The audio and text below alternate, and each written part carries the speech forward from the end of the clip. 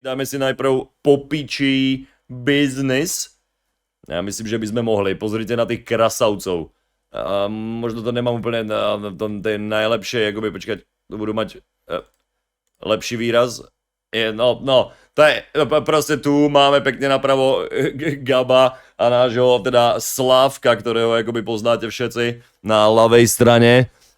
Chalanov, ktorí teraz tuto pekne krásne spolu s fajnou kiwi vodou a nám tu idú vyspovedať teda pekne krásne Olivera, jo, takže ja si myslím, že to je akoby ideálny začiatok, aby sme sa aj my tu spolu dneska pekne rozkecali a popri tom a potom skočíme na nejaké tie poriadne doty a potom pôjdeme riešiť ďalšie záležitosti, takže sa usadte a ideme pekne vypočuť, čo nám prezradí Oliver o sebe. Pri sledovaní ďalšej epizódy podcastu Popiči biznis, respektíve ešte raz. Vítam vás pri sledovaní ďalšej epizódy podcastu Popiči biznis, respektíve počúvaní. A môjim dnešným hostom je človek, pri ktorom mám pochybnosti o svojej heterosexuálnej orientácii. Absolútne súhlasím. Gabo, jednoznačne s tebou súhlasím. Aj keď ako samozrejme Oliver by nebol môj úplne number one tip, a napríklad ako najviac sa otriasa tá heterosexualita akoby moja, povedzme niekde pri Ryanovi Reynoldsovi alebo niečo, jo, ale dobrý, ale Oliver je tam ako tiež určite a súhlasím s Gabom.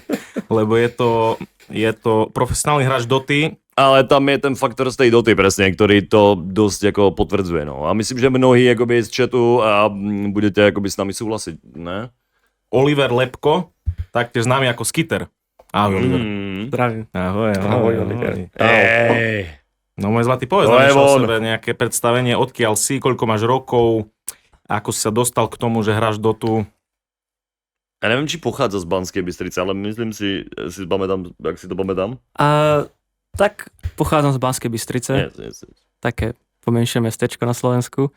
Nie je zase tak malé, ako popravde. Začal som akože s hraním celkovo hier od malička, ma to priťahovalo, neviem, v škôlke, tam bol nejaký počítač, som tam hral a som že Prince Perzie, to bol taký ten čierno-biely 2D, to bola platforma. Yes. A z toho nejaká akože, som bol akože na to huknutý, na tieto hry celý môj život v podstate. A si pamätám úplne, tak si viem predstaviť, že na základnej škole, keď som mal 14 rokov, som hral ešte také Call of Duty, samozrejme nejaký Battlefield, nejaké FPS, Counter-Strike. A potom za mnou ako došiel tedy akože spolužiak, že existuje hra, ktorá sa volá Dota 2, že to je nejaká strategická hra, som vôbec nevedel, o čom hovorí, že nejaké sračky hovorí. Sorry, že to bola dvojka, že ty si jednotku nehral? Vôbec. Ja som hral možno Warcraft, čo bol akože príbeh, ako kampaň. Áno. Čo bola akože Reign of... Jo, toto je vec inak, čo akoby presne som už aj ja mal akoby v rozhovore s Oliverom a to je akoby vec, čo veľa ľudí ani nevie. A je to ako není to úplne zase tak rare záležitosť podľa mňa. Teraz už ako väčšina tých teraz ako najúspešnejších, akoby povedzme Dota hráčov, už ani nutne nemuselo začínať do tie jednotky, jo? Že tá éra tých akoby veteránov, ktorí z toho ako pochádzali proste, tak tá už ako je celku za nami a sú to skôr akoby takí tí old gods, dajme tomu, ktorí ako občas ešte niekto tam niečo ako vymyslí, ale skôr sú to proste tí mladíci, ktorí začali na Dote 2 a Oliver je ako jeden z tých akože ešte veľmi skorých, ale stále začal akoby až na Dote 2, no.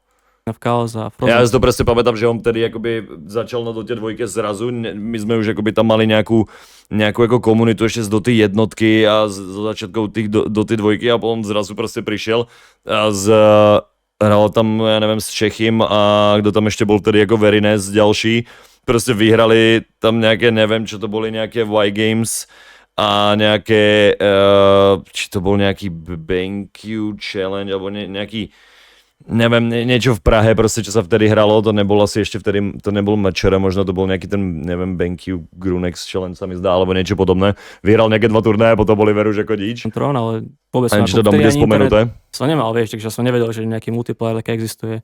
A potom akože jediné, čo som mal skúsenosti, akože z takejto bol s tými FPS-kami. No a potom v tých 14 rokov za mnou prišiel ten spolužiak, že existuje hra, za ktorú ako dostávaš peniaze. A ja hovorím si, čo to trepe, že ja hrám hry pre zabavu, vieš, ako čo, teraz mi budú platiť za to, že existuje turnaj, kde akože výhru máš, že akože peňažná výhra, ja si hovorím, to je veľmi dobré, akože hry mám rád, akože poďme do toho. Veľmi dobrá investícia. Lebo Oliver v roku 2022 vyhral najväčší turnaj v Dote, kde boli prize money za prvé miesto $8 miliónov, čiže Čiže dobrá investícia, ale k tomu sa ešte dostaneme. 10 eur sa vrátilo. Hej, 10 eur sa vrátilo. Najlepšia investícia na svete, takzvané. To ver. No a dobre, ja tu mám poznámku, že keď sme mali rozhovor so Stykom, tak on hovoril, že on chodil aj do Bratislavy hrať do Stormu alebo do nejakých akože internetových kaviarní. Teba nič také nepostrehlo? Nie, že nepostrehol, ja som o tom ani jednak nevedel a ja som celkovo bol v tomto trocha taký izolovaný, že proste ja som nikomu veľmi nehovoril v mojej akože spoločnosti, okrem mojej rodiny, samozrejme to nemohli akože minúť, že o také niečo sa pokúšam, že proste hrám tú Dotu, chcem ísť akože na profesionálnu úroveň, lebo to bolo v tej dobe, neviem, ako sa teraz zmenilo, ale vyzerá to, že to teraz je troška viac akceptovateľné, že to bolo také, že z toho mohli trocha aj posmievať, že proste že hráš počítačové hry a chceš k tomu akože robiť to ako prácu, tak vyzeral si ako magor alebo vyzeral si niekomu, kto... Jo, kedysi to bolo úplne strašné ako v tomto, jo. To bolo úplne insane, ako teraz už aj proste akoby to verejné povedomie akoby o tom, aj ľudia, čo sú ako clueless o gamingu alebo niečo podobnom, tak už ako chápu, že to je ako normálne realita. Tomu trocha rýpe do mozgu, že trepe sračky nejaké, alebo také, že proste si mohol byť taký trochu odčlenený od tej spoločnosti, vieš. Chápem. No a kedy nastal zlom? Že kedy si zarobil nejaké prvé peniaze z Doty? No neviem ti povedať presne, keď... Mňa celku akorát prekvapovalo, jak Oliver povedal, že tam proste, že on nezažil akoby takú tú herňovú éru. Jo, pretože ja si pamätám, že tam práve z okolia tej Banskej Bystrice bol proste, či to bol Maťko proste, alebo vtedy ešte Extra Kill, alebo aké všetky niky ako vystriedal. Ten bol presne, myslím, že priamo z Banskej Bystrice alebo niečo a ten chodil presne aj na turnaječky a bol akoby furt involvnutý akoby tej komunite a tak podobne, tak mi to prišlo také, že ako jo. Ale neviem, ako sa potom dostal aj k tomu viac menej tomu Erines týmu vtedy, ani neviem, ako to ako vzniklo. Keď to stalo, lebo hovorím, to sú také staré spomienky, ale pamätám si, keď som možno prvých $400 sa mi dostal, tak prvá vec, čo som spravil, je som si kúpil nejaké trička, nejaké z austrálskej stránky, ja neviem ani ako ma to napadlo, ako som to vôbec našiel, tak som si kúpil asi 4 trička, čo boli mega drahé, vtedy to stálo, sa mi dá, že 50 € jedno. A sa mega páčili, došli, bola to kvalita neuveriteľne zlá, ak si hovorím, kurva, teraz som predroval peniaze, ktoré som zarobil prvé, vieš, koniec, chcem to vrátiť naspäť. Že nech mi pošlú peniaze, čo to sú za prostosti. Ale to každý podľa mňa sa musí popáliť, ako každý, kto tam zarobí presne za niečo, ty vole, mine to na nejakú úplnú pičovinu, tak to je presne to akoby najnutnejšie zlo, čo potrebuješ, takzvané akoby dostať po prstoch. Povedať si, že OK, ja som proste ty vole, trochu kokot, OK, tak lepšie od teraz. Keď som povedal, že veľa by s tým bolo práce, tak som si to nechal, ale to boli také moje prvé peniaze, ale také, ako som ich prvé aj minul. Aha, a tie trička máš dodnes? Tak, kde sú doma, ale akože tak, kde sú schované podľa mňa. No. Možno ako handry sú používané už teraz. Aha, okay. No, môžeme si urobiť giveaway o skitterové prvé trička, ktoré si kúpil z Doty. No a dobre, no tak ďalšiu otázku mám, že čo je akože najväčšia taká, že pičovina, že si kúpil za peniaze z Doty, tak dobre, však trička akože... Čo iná? To mne Oliver povedal, že nemínal ako na nič moc. Ako neviem povedať, to ako by si chcel povedať niečo, čo ho ľutujem, nie? No hej, ale dajme tomu, že... Dobre, tak dostaneme sa k tomu, že $400, dobre, v pohode, že to si vyhral čo na nejakom turnaji, predpokladám. No môže byť, áno. Hej, ale keď si dostal nejakú že prvú platenú zmluvu, lebo vy ste platení aj ako mesačne, ne? Že máte také výplaty a dajme tomu, že keď prišli nejaké že prvé veľké peniaze, ktoré, čo neviem, akože čo sú v tvojom prípade, že prvé veľké peniaze, tak skús akože to nám nejak približiť. No, tak ti poviem, ja som celkovo nikdy nebol taký typ človeka, čo akože veľa míňal na veci, pretože doteraz vlastne jazdím na štvorkovom Golfovi z 2003 roku, takže ktorého som mal už neviem koľko rokov. Bol so mnou cez horko aj cez ľahko. Takže ja som celkovo na veľa vecí nemínal tie peniaze, takže ja neviem si niečo také spomenúť. Ja som chcel mať veľa peňazí, ale keď už ich máš, tak som si povedal, že nemám na čo veľmi minúť. Čiže nemal si také nejaké impulzívne nákupy, nejaké blbosti? Jediný impulzívny nákup, ktorý som bol akože veľký problém, boli tie trička. Tej som sa akože poučil, že asi... Oliver proste žiadne autá, žiadne ty vole jachty, ty vole proste, víš co, armáda kund niekde proste... poriadny gangbang, ty vole, niekde s černoškami, ne. A Oliver proste relaxuje. A Oliver vie ako na to. On má svoju polovičku pekne, on je spokojný proste. Jo, a aj tak proste, že väčšinou akoby na dlhú dobu vždycky na tých bootcampoch a tak podobne, potom ako príde domov, tam sa golfíkom odveze, ty vole, a čo mu chýba? Ja súhlasím. Asi Na čo? Nejaké ty vole drahé autá, vole kokotinky. Možno tak nejaký jako, tam nejaký barák, nejaký letnú vilku na pláži, niekde si môže Oliver tam niekde jako pořídiť za chvíľku, ale neviem, či v tejto dobe sa budú vôbec ako Kupuj oplatiť. si veci online, keď ako nevieš, ako ti budú sedieť, alebo akú majú kvalitu a také veci. Aha, OK. Som sa rýchlo poučil. OK. No a keď už som spomenul, že máte zmluvy, kde ste vyplacaní mesačne a tak ďalej, tak prvá zmluva, ak o tom môžeš rozprávať, bola koľko peňazí, alebo ako to bolo? ono tam sú aj naozaj peniaze a už vtedy som z toho bol puff, pretože to som bol akože v oblaku, že ten senok, ktorý som mal, sa možno som k nemu troška bližšie. A zmenil sa pohľad na vec nejako od rodičov na dotu? No, ja som akože... No, tak ja tým, že som si s nimi dokonca aj potýkal a že tu boli akoby pekne osobne a donesli mi skiterovicu a tak podobne, tak si myslím, že od tej doby už ako určite, ale aby som si ako nerobil srandu, pretože to je napríklad jeden z tých dôvodov, ktoré sú pre mňa za tie rokúce, čo castim dotu, jo, už sa snažím ako fakt ako castiť a robiť tie coverage ako TI a všetkých turnajov a tak podobne, tak proste jeden z takých tých najviac, ako to mám nazvať, srdcervúcich feedbackov, takých tých feedbackov, ktoré ma ako, nie že nutia to robiť ďalej, ale ktoré ma motivujú, aby som to robil ďalej a tak podobne. Tak jeden z takýchto veľkých faktorov bolo to, že mi proste fakt ako Oliverova celá rodina proste viac menej sú radi, že môžu akoby pozerať casty akoby v slovenčine a že proste sú ako za to nesmierne vďační a že si to akoby môžu užiť aj proste s dedečkom, aj multigeneračne a tak podobne. A že sú za to akoby extrémne radi a to je pre mňa akoby veľmi ako extrémne dôležitá vec, jo, aj keď to není žiadna proste finančná záležitosť ani nič podobné, absolútne, ale to je proste úplne absolútne to najviac, no. A takisto akoby ja si to pamätám, že moja mamina, keď ja som akoby ešte akoby to bola do tá jednička, on tie začiatky do tej dvojky, ale už keď som začínal chodiť na tie Landcrafty a tak podobne, keď som mal proste, ja neviem, 16, 15, koľko som mal, pomaly, na tie medziherňáky a tak až keď som domov doniesol jedenkrát monitor vyhraný, tak až vtedy proste mamina nejak ako pochopila, že asi ako OK, asi tam nechodím ako len tak proste niekde do prdele, že to není ako úplne ako čisto len tak for fun. A to bol ako pre mňa taký ten trochu zlomový moment, kde to mamina moja ako vtedy za mladá ako začala trochu ako rešpektovať viac, povedme. Ako to je u ostatných, ale podľa mňa to je veľmi normálne, že u nás akože na Slovensku, možno to bolo asi všade, že tí rodičia nechápali, že čo vlastne, o čom vlastne hovorím. Nemali ako. Že keď som akože chcel byť profesionálny v hraní hier, oni si to vždy spájali, že skončím na blázinci, alebo vieš, že tak je do nemocnice zavretý, že o čom... Jo, to je ale normálne, pretože to bola proste nová vec, úplne z novej éry, ktorú oni nemali ako zažiť, to neexistovalo predtým a takýchto ako vecí furt vzniká ako viac a viac a vždycky proste ten začiatok ako toho je proste ako divný pre tú ako verejnosť alebo pre takéto ako to mám povedať, no, pre to povedomie. Čom trepem, že nepoznajú nikoho z rodiny alebo nikoho, čo také niečo robí.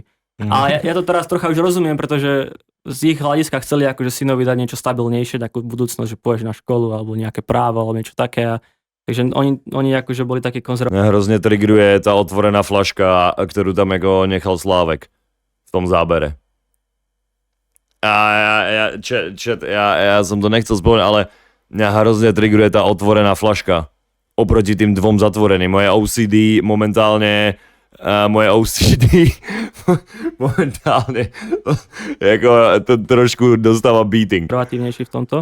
Ale mne to bolo jedno, ako ja som mal akože tie klapky na sebe a vedel som, čo chcem a mi bolo jedno k tomu, čo povedal.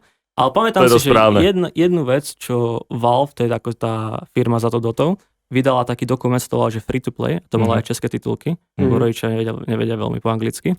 Tak som ich tedy pustil, to bolo prvom internationále, sa mi zdá, čo dokumentovali vlastne, že ako... Tam bol Dandy Fear a ešte to tam bol HY, myslím. Tí hráči tam išli, ich také príbehy, taký akože toho backgroundu a to som im ukázal a vtedy si povedali, že OK, tak to asi fakt existuje, ale potom sa argument zmenil, že to nie Tome, to ja chápem veľmi dobre.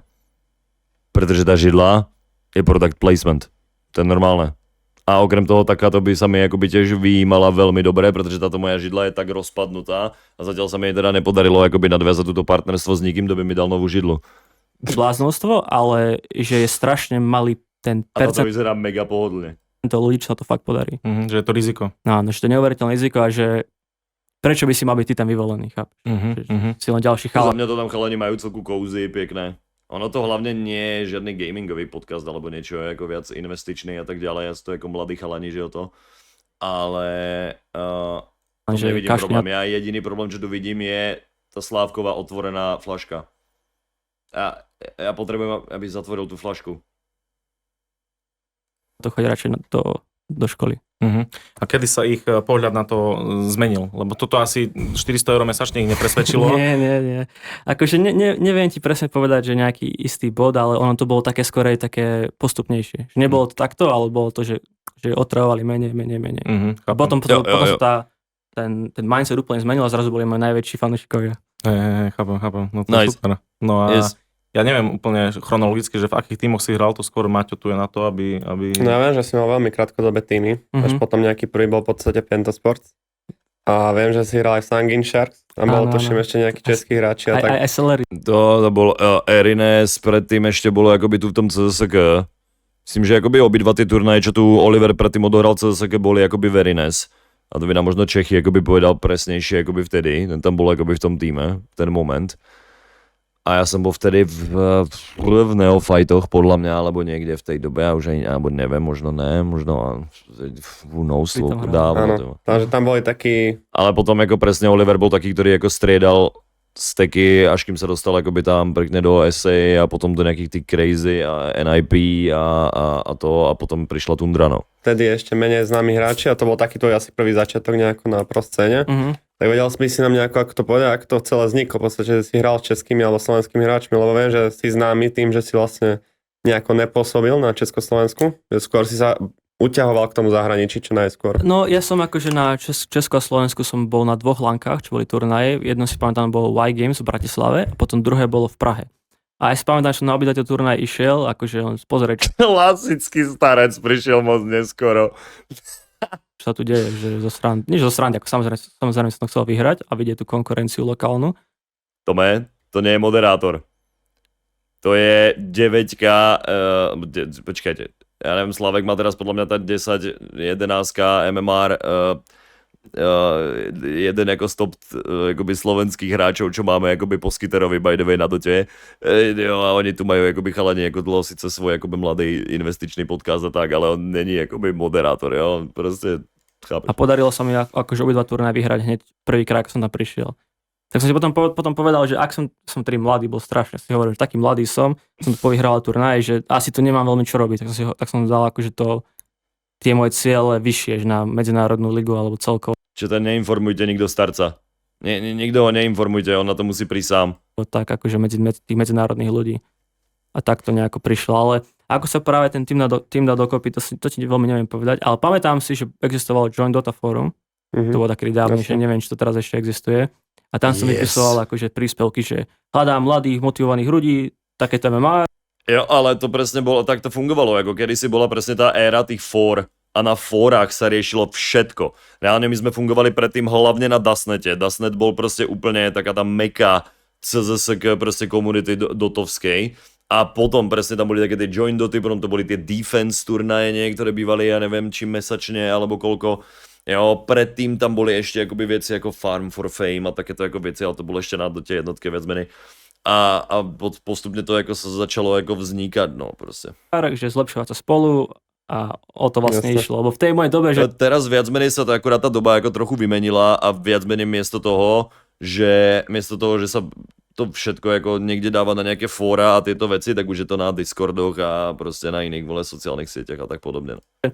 Neexistovali nejaké videá, alebo ja som o nich nevedel minimálne, že ako sa tu naučil. Som sa musel tak trocha samoučiť. No a ako nebolo to ľahké, chápeš, bo ty akože stále hráš a nevieš, či sa zlepšuješ alebo nie, akože nejaké veci robíš, ale či to funguje, to ty nevieš povedať. Potreboval si asi nejaký ten iný feedback, čo ti vlastne dali aj tí druhí hráči?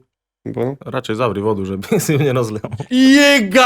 Ďakujem Bože! Gabo, Gabo, ja ti normálne napíšem ďakovný dopis. Ďakujem, Gabo.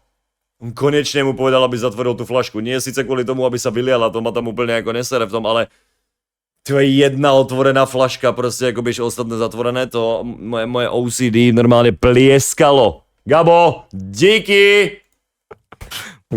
Takže potreboval si nejaký feedback od tých hráčov a keď si už o to hovoril o tej joint dote, tak hral si tam aj nejaké turné? Lebo viem, že tam sa často hrávali nejaké ligy. Áno, tam boli nejaký, ako sa to volalo, tam boli nejaký, veľa tam bolo turnajov, neviem si povedať mená, ale to boli také, neviem, či mesačné alebo týždenné. Som veľakrát skúšal. To bolo mesačné, ak si nepamätám si, správne. že tam boli nejaké veľké úspechy v tomto. No a prvý tým mimo Slovenska, kde si pôsobil, bol aký? Jak sa volal ten tým?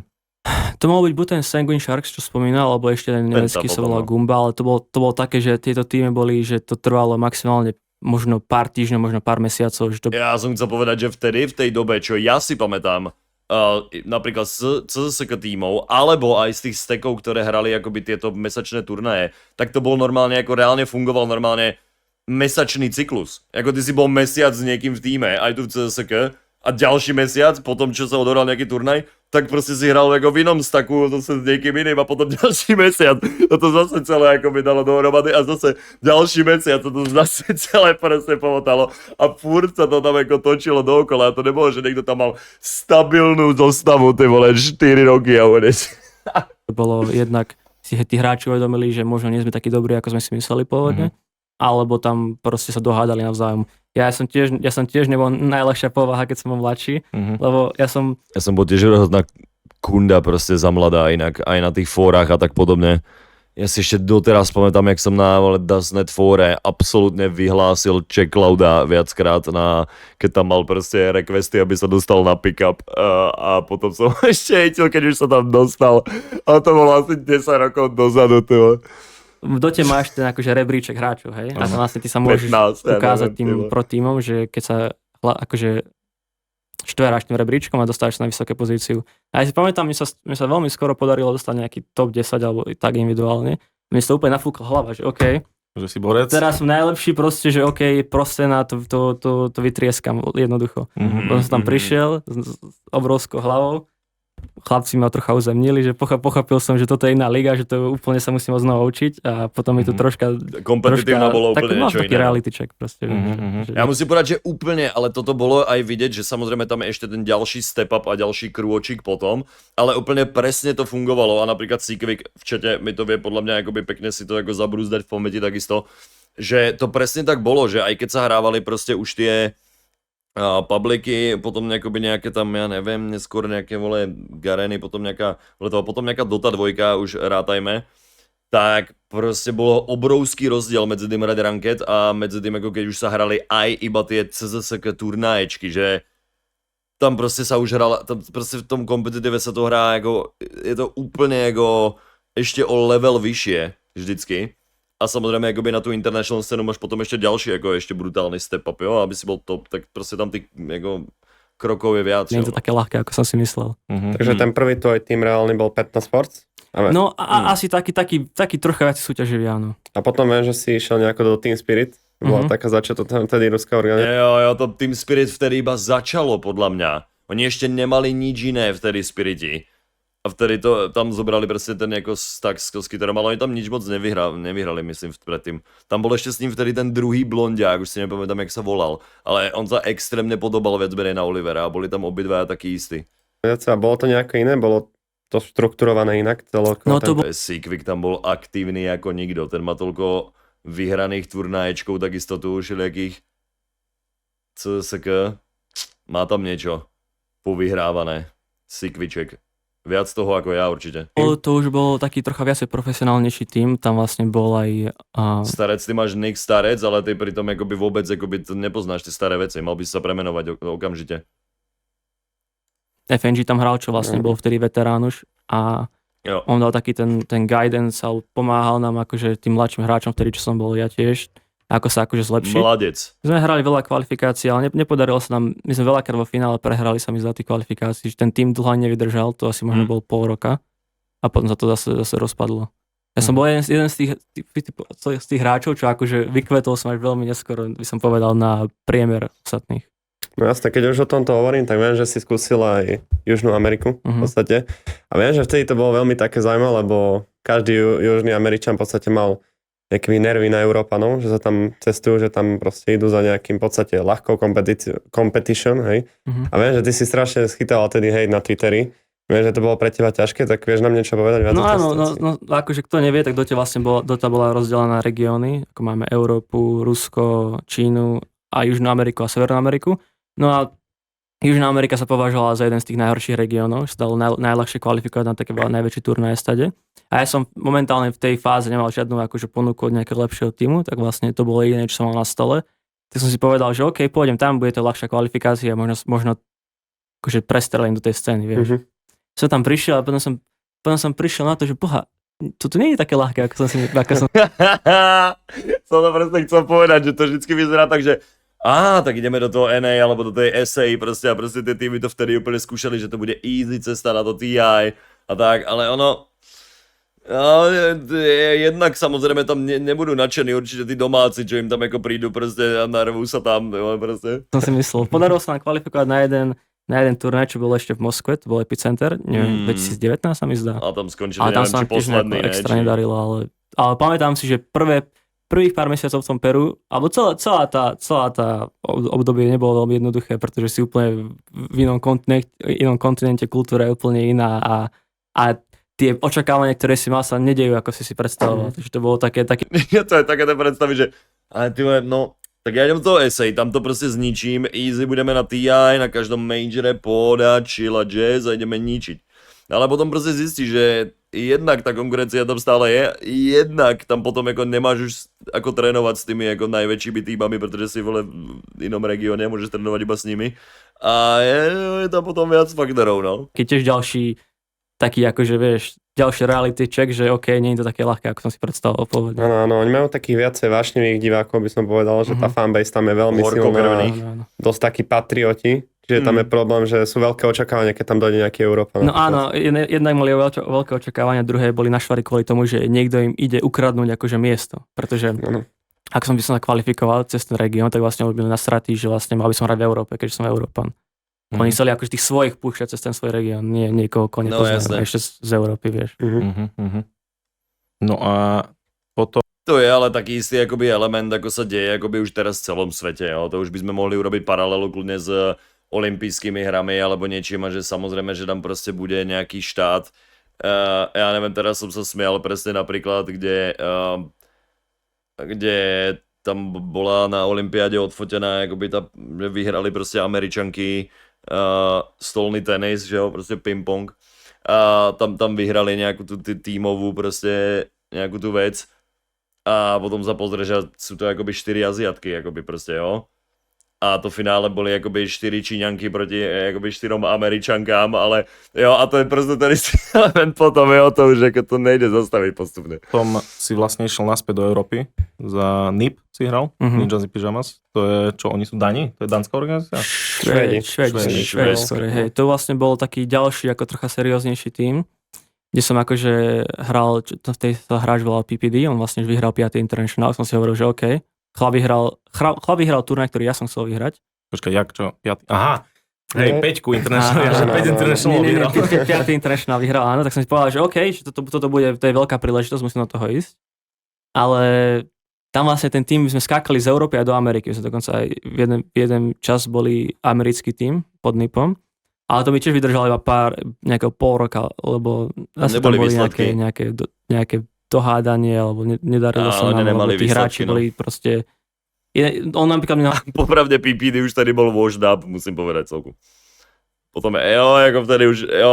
Tam hovoril, že minulý rok mu celý dojebali vlastne spoluhráči z minulého týmu, vieš, a celý čas tam hovoril, nikto nepočúval, ak ma teraz budete počúvať, všetko vyhráme, vieš, a potom, keď si chvíľku s tým v týme, tak pochopíš, prečo ho ľudia nepočúvali, lebo strepal nie dobré veci. Áno. Oliver, tak to nenápadne toto v slovenskom podcaste úplne tu pekne si rýpal ešte do PPD vtedy, no. Ale on už vtedy ako reálne potom už bol proste voždá, už to nebolo to, ako keď vyhrali, no. Ja potom sa mi dohádali, potom ma stať vyhodili, vieš, a asi bola taká turbulentná fáza mojej kariéry. Čiže veľmi dôležité, aby tým fungoval, je tá chémia medzi tými hráčmi. Neuveriteľne potrebuješ si rozumieť na ľudskej stránke a zároveň nemôže niekto cítiť, že má väčšiu... Že jeho slovo má väčšiu akože cenu ako druhú. Čiže ego proste nemôže byť absolútne prítomné v tom. Moment, chat.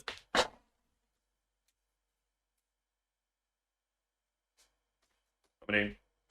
No, ego môže byť, ale čo sa týka protivníkov, medzi spoluhráčmi to musíš nejako hodiť za seba, že všetci sa počúvame, všetci sme si rovnocenní. To je vlastne aj veľmi dôležité, čo som tento rok, keď sme začínali v tom mojom týme, tomu sa si dostaneme trochu neskôr, ale to bolo vlastne veľmi dôležité pre mňa, že ja som tam už išiel ako úspešnejší hráč, že aby si tí novší hráči necítili pre mňa zle, pretože som bol na ich pozícii a vedel som, aké to je, keď niekto, koho rešpektuješ a je na vyššej pozícii, do teba mele nejaké sračky a ty si teraz taký sprej guláš a teraz mám rešpektovať, mám povedať, že si myslím a je to pometené celé.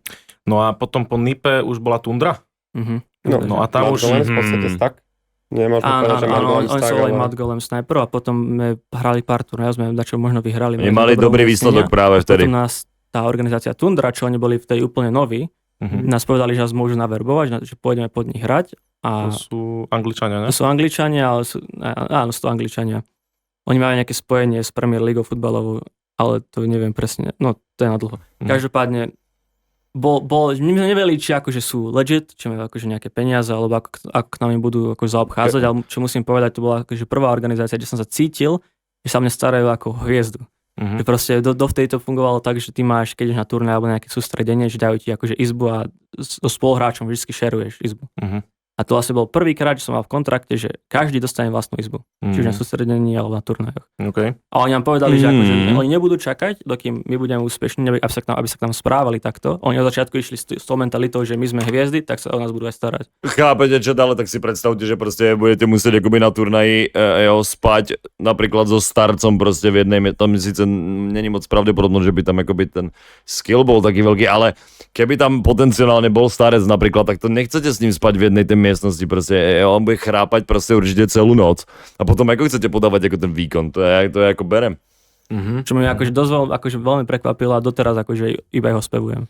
A viem, že tam ste uzavreli zmluvu na 2 roky, čo vtedy mi prišlo také nezvyčajne na tú dobu. Som než aj viacej ako 2 roky. No, ja neviem, viem, že bolo oficiálne na Twitteri, som videl vtedy oznámenie, že ste uzavreli zmluvu na 2 roky s Tundrou a vlastne vedel som prvýkrát o nejakej zmluve, že to bolo na 2 roky. Nešerujú tie zmluvy, ani teraz nejako reálne není sú oznámenia. Áno, lebo oni, akože som hovoril, oni majú trocha zákulisie z tej Premier League a to je vlastne, neviem, ale že vraj to je normálne, že u futbalistov sa zverejňujú, akože dokedy tie zmluvy trvajú. Takže oni s takou mentalitou išli, že OK, tento tým je podpísaný tohto roku, ak budete mať záujem nejakých z tých hráčov, tak musíte ísť cez nás. A oni sú spojení s akým týmom z Premier League? Nabo niečo. Nabo, dobre. Lebo som myslel, že Chelsea, že akože kvôli tomu o tom nechceš hovoriť, lebo Chelsea niekedy vlastnil Abramovič, to je taký oligarcha ruský, no takže či náhodou akože to nemá nejaké napojené na to, ale dobre, to je jedno, to nemusíme rozoberať. Ale dobre, čiže Tundra ti dala akože pocítiť, že dobre, že si hviezda a vtedy vlastne aj začali brutálne výsledky, lebo s Tundrou ste vyhrali International. Áno, vlastne s Tundrou tam si pamätáme som sa všetci. neuveriteľne veľa naučil, ako komunikovať s ľuďmi, ale zároveň ešte ako sa zlepšiť v tej danej hre. Lebo jednu vec... Ešte musím povedať, že keď boli akoby Tundráci, keď vyhrali akoby to TI, tak som stále nepovedal, že akoby vtedy bol Skitterov pík, ale že teraz hrá ešte oveľa lepšie, ako hrával vtedy proste. Ktorú som veľmi nedával. Tam vtedy akoby svietil hlavne proste free so Saxičom, by som povedal. Ohľad bola akože tá komunikácia medzi ľuďmi, som si myslel, že celé je to o tom, aké je byť dobrý v tej hre. A potom akože už tá komunikácia je druhorada, alebo možno aj treťorada. No ale vtedy som si uvedomil, že vlastne ja si musím dávať aj pozor na to, čo poviem, alebo akým štýlom rozmýšľam. Že tam veľakrát že som akože začal dávať tú komunikáciu na rovnakú, možno na trocha vyššiu úroveň ako tú samotnú hru. Takže tam som akože podľa mňa ja ako človek a ja ako hráč naviac dospel. A ja sa to ukázal na tých výsledkoch, ako si hovoril. No a tá zmluva je pod NDAčkou, že ty nemôžeš o ňu rozprávať, že aká bola tá zmluva? No, jasné. Nie som si istý, ale sa mi zdá, že tam nemôžem do takýchto... Oliver si možno není istý, ale ja som si istý určite. Nebo ja som si 100% istý, pretože to není náhoda, že sme nevideli nikdy v živote žiadnu tú zmluvu, ako proste za celú dobu. Proste, čo tu existuje vôbec, ako Dota e-sport. Proste, jo. hovoriť vôbec. Že vôbec. Vôbec. To znamená, že keby som mi dal otázku, že či bola tvoja mesačná výplata 5 cifier, nemôžeš mi odpovedať. No, neviem, ale akože... Radšej by som to nepovedal kvôli tomu, že neviem. Hej, aby nebolo nejaký problém. No dobre, ale tak verejné je to, že Stundro ste vyhrali International v roku 2022, kde bolo za prvé miesto $8 miliónov. Áno, vlastne tam bol celý ten price pool, sa mi dá, že okolo 18, alebo tak nejako 18 miliónov eur. A my sme akože, nešli sme tam ako favoriti, ale boli sme jeden z tých tímov, na ktorých sa ľudia pozerali, že uvidíme, ako sa im dodarí. A čo je sranda bola taká... Oni čo si ja pamätám, tak ono im to proste fakt ako kliklo, proste vedberi to proclo v group stage. Oni proste zrazu, proste pred tým turnajem to bolo že no, teda OK. A on zrazu proste v tom group stage tam nabehli na ten Wraith Pact. Jakože fully. A všetci boli on point a proste nikto na to až do konca TI nenašiel proste answer. A zdominovali to celé, absolútne. My sme neboli, alebo ja som nebol veľmi taký sebavedomý, ako sme to turnaje. Skiterová, proste Naga ešte k tomu a takéto veci, proste tie domáce tundrácké. Sme boli v Singapúre na sústredení mesiac dopredu a naše výsledky tréningov boli také 50-50, vieš, akože uvidíme, že darí sa nám, aj sa nám nedarí. A zrazu to, že nie je ten true side, no, to je proste, to je kurva škoda najväčšia, že zrovna vtedy, keď to vyhral Oliver, tak sa prestali robiť true sidey.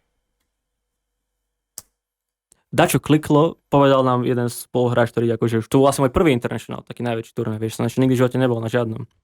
Tak ja som bol úplne nováčik v tom a jeden môj spoluhráč, ktorý už bol druhý raz, Saxa sa volal, nám povedal, že nám dal taký akože menší speech, že akože nemáte žiadne akože regrets, musíte akože hrať teraz naplno, serte na strach a také veci. A dačo medzi nami kliklo a išli sme proste... Takže Saxa to bol. Pili všetkých, aj to doteraz to bráne ako jeden najviac dominantný run. Teraz sa by the way hovorí o tom, že Saxič pôjde miesto 9 klasa s tundrákmi na TI. Ale ešte to není isté, pretože tam boli nejaké 9-klasovské, nejaké visa issues, čo by popravde znamenalo, že budú reálne tundráci mať zostavu, s ktorou môžu vyhrať podľa mňa kľudne TI, ak tam bude Saxič, pretože ten teraz hráva aktívne takisto a hrá zase neskutočne, takže To je hovoria, že o finále sme ich vyplieskali 3-0, že to bolo jeden z najnudnejších finále. Jasné, tam bola aj tá meta o Wraith Pacte v podstate. Áno. Ale čo si pamätám najviac bol tvoj performance za Nagu v podstate. Tam si bol tuším bez prehry v celom playoff. Takže to bola krása pozerať v podstate, že náš Slovák bol... Vtedy si dokončil svoje meno, aj čo si mal, že I wanna be the best carry in the world. Takže vtedy si bol reálne na najväčšej kariére. Jak si sa cítil v podstate? No to bolo to taká zaujímavá vec, že na posledný deň, čo sme vlastne hrali, tak vlastne medzi finálnym dňom bola vlastne, že 5 dní pauza, čo sa vtedy nerobilo. To bolo veľmi zaujímavé, že medzi tým finálnym zápasom bol 5 dní. No a náš kapitán chytil COVID vtedy. Ale sa nemohol vtedy hovoriť, chápeš, lebo keby som mal COVID, nepustíte na stage. No a ja som od neho chytil tiež ten COVID, takže ja som celé finále akože hral s tým, že mám COVID, úplne sa mi krútila hlava, že to odpadávam všetko s tými nervami spojené. Som potom bol za tým doktorom štadionovým, že proste to sa nedá, ja tu odpadnem, čo mám robiť, mám to akože povedať im, alebo neviem, povedal, nespravím ti testy, ak ti dajú pozitívne, tak musíme prerušiť celé finále, nespravím. Najlepší deň života sa nie, tak to nezrujnuje.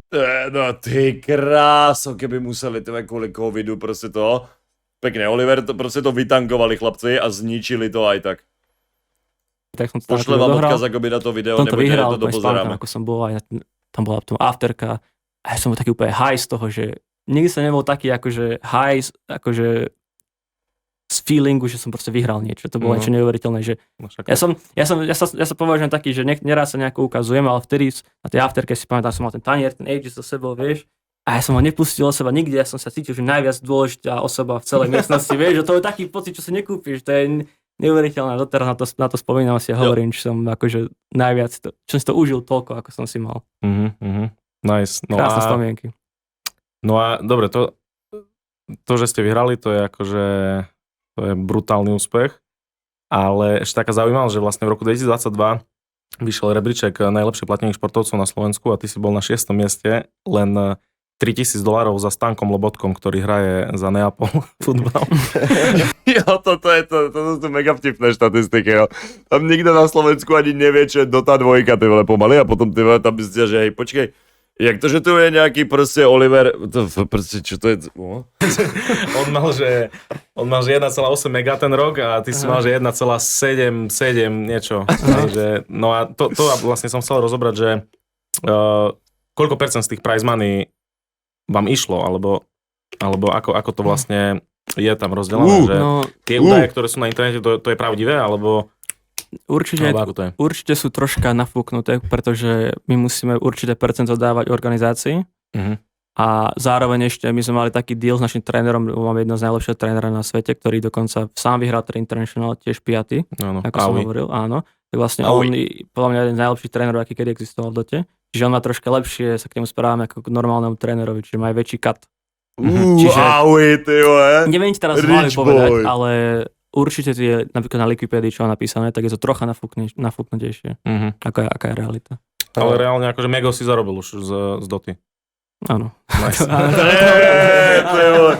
Áno, už áno. Nice. No a milión eur. Dobre, a teraz prejdeme trošku k tej takej finančnej stránke, ale nie akože, že koľko trošku iná finančná situácia, takú sa tu akoby, ako tu narábam ja, teda tu. S tým pomaly minimálnou mzdou, ale dobrý. Ale bude tu oficiálne chat, jo. A tak ďalej, lebo však akože dobre, však zarábaš dobre. Ale ako narábaš s tými peniazmi, ako ich investuješ, že či máš niekde investované peniaze? Ja by som hrozne ochutnal tú Bars fajnú kiwi vodu. Slávku, Gabo, ej, pošlite mi nejakú kiwi vodu. V bytoch alebo v nejakých iných veciach, ktoré ti nejak generujú zisky, alebo ako si odkladáš peniaze? OK, čiže ten prvý rok, čo som akože vyhral, tak som akože som mal akože už v pláne kúpiť byt, tak som si aj kúpil, tam teraz bývam. A čo sa týka druhej investície, ja som veľmi pomalý v tomto bol, pretože som nevedel o investícii do stock marketu alebo do krypta vôbec nič, tak som akože bol taký vymletý troška, to išlo mimo moju branž, som o tom vôbec nič nevedel. Takže doteraz som taký troška konzervatívny, maximálne mám peniaze na kolaterálnych účtoch a akože s tak trocha lepšími podmienkami. A teraz si kúpujem práve druhý byt, ktorý akože budem pravdepodobne do prenajmu dávať, pretože už mám jeden, investičný, jasne. Ale okrem toho mi tie peniaze stoja hnijú. Takže akože žiadne veľké... Tak nie, však úročia sa, ne? Keď ich máš na... Áno, ale nie je to nič. Nie sú proste investované a diverzifikované, ako by mohol, ale je pravda, že proste Oliver je stále veľmi ako aktívny, ako mohol by na to mať proste niekoho, proste kto by sa mu o to staral, ale to je presne tá vec, že už potom akoby, ja tiež by som bol akoby na Oliverovom mieste takisto skeptický, akoby niekomu to dávať do rúk, keď si ako to môže dávať on. Tak to akoby síce to trochu stráca ako infláciou a takto, ale zase ako celé sa to ako úplne stratí. A keď ako tam bude mať presne nejaké investičné, neviem, jeden bytík, vole, potom 2, 8, tak ako whatever, proste no. Oliver asi nestratí, on je presne človek, ktorý podľa mňa akože to nebude ako rozhadzovať len tak, takže aj keď teraz sa nevenuje povedzme tým investíciám, tak to stále ako neznamená, že keď povedzme za pár rokov dajme tomu, že už by proste nehral aktívne, tak potom sa tomu môže venovať viac, čiže to. No však dobre, tak keď ich máš na účtoch, kde máš garantovaný výnos, ja neviem, že predpokladám, že 3% dáva banka, alebo tak nejak. No tak je to trochu. V jednej slový kód, taký mám na nich chuť. Gabo! Slávku! Ste tu aspoň jeden na streame, ty vole, alebo ne? Tak potom to je akože v pohode, vieš, hlavne, že akože nestoja na účte. Dobre, čiže druhý byt kupuješ, ten dáš do prenajmu a skôr akože takou konzervatívnou cestou, hej, plánuješ investovať peniaze. Áno, lebo ja som nikdy nebol, ja som tak učený od rodičov, proste my sme veľakrát prechádzali tým stock marketom, ja rozumiem, ako to funguje, ale zároveň je to niečo také, čo si nemôžeš chytiť také digitálne, vieš, ako vlastníš nejaký stok v nejakej spoločnosti. A mne to príde také, že veľmi, veľmi také zaujímavé v tom, že peniaze zarábajú viacej peniazy a nemusíš akože sa o to veľmi nejako starať, vieš. A to je niečo také, že potrebujem mať nejakú fyzickú hodnotu toho, nejaké kúpiš si byt a vieš, ten byt máš, využiješ ho ďalej. A takým smerom akože idem. Posledný rok som veľakrát uvažoval tým, že pôjdem do týchto iných záležitostí, pretože všetci moje branže sú. Ja som taký trocha zaseknutý v starej dobe, vieš. Stocks a krypto? Viacej v stocks, vieš, S&P 500. Tam majú každý... No to je ako najbezpečnejšia vec, hej, že čo... Ale pre mňa aj toto sú čarimary. Hej, no tak ono to je... No. Jediné, čo asi tam je dôležité, je, že to robí minimálne 6%.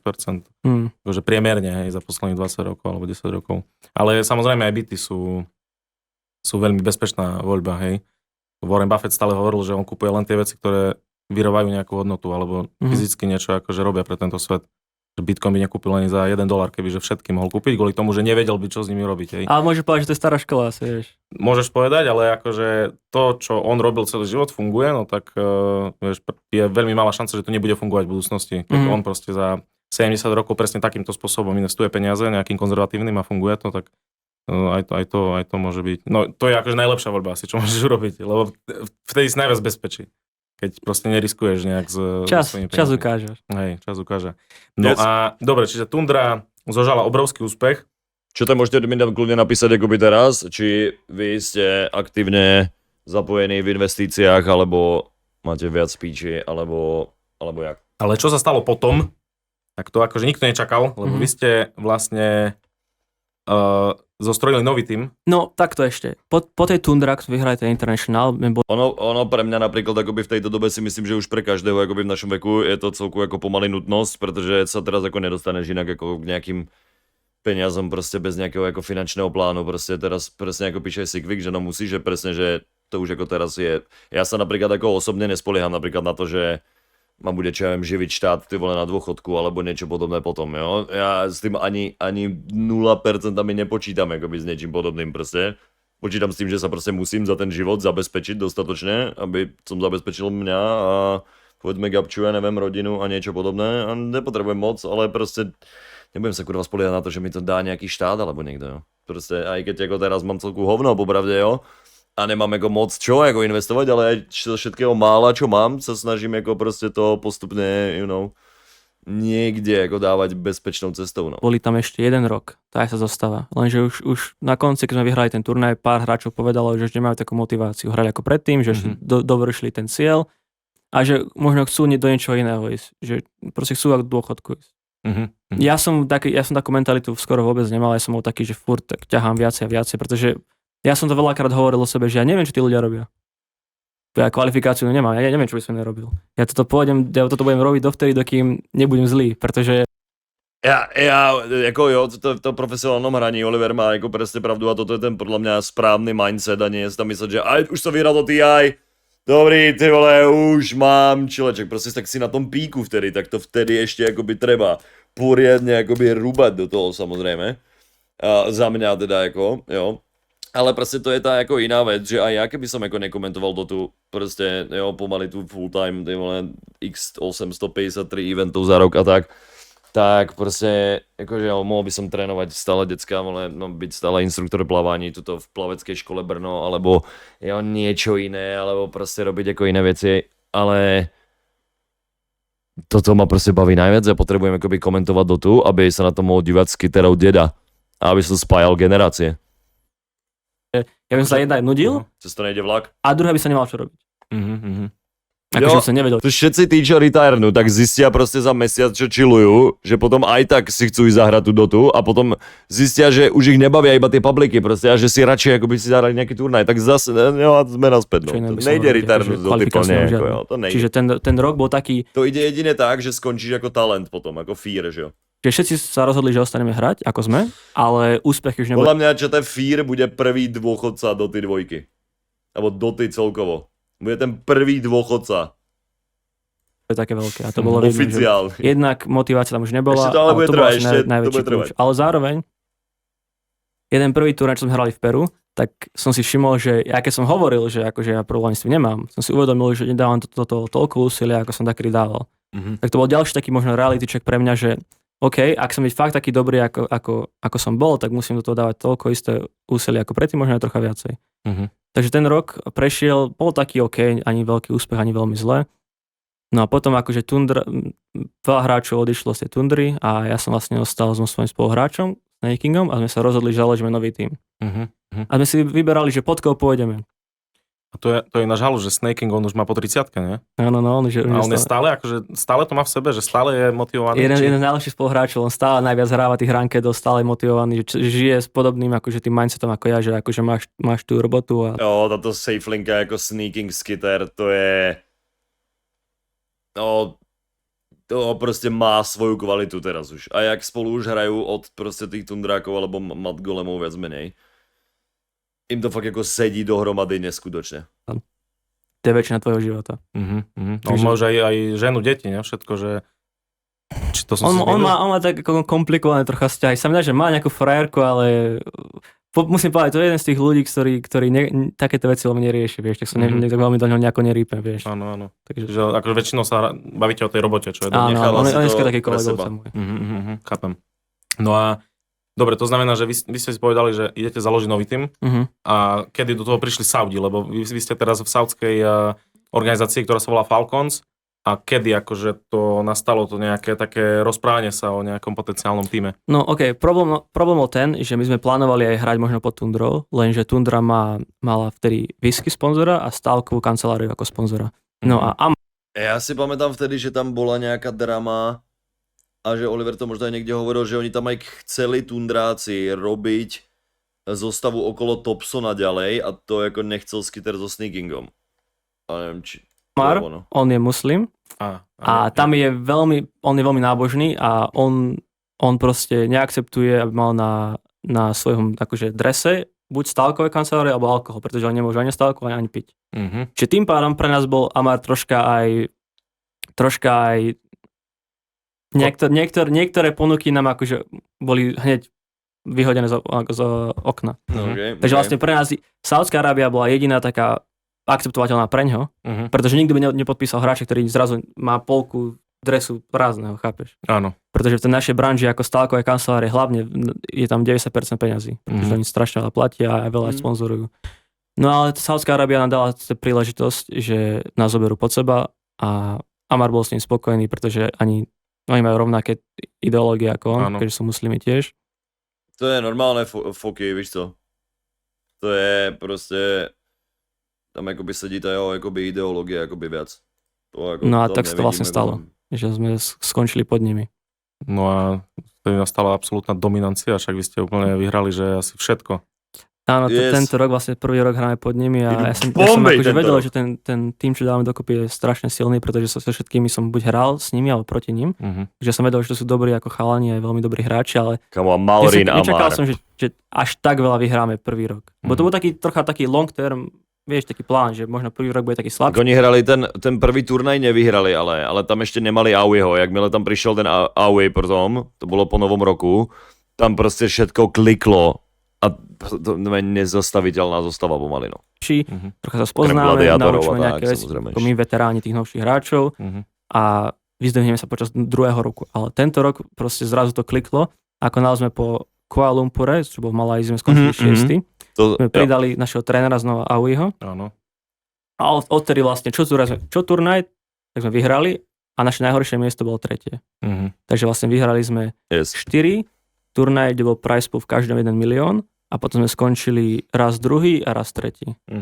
Sa vyhrávali všetko, farmili to, grindili. Taková rola v tom týme, lebo tak v Tundre si bol mladý hráč, dal sa povedať, že tá hviezda.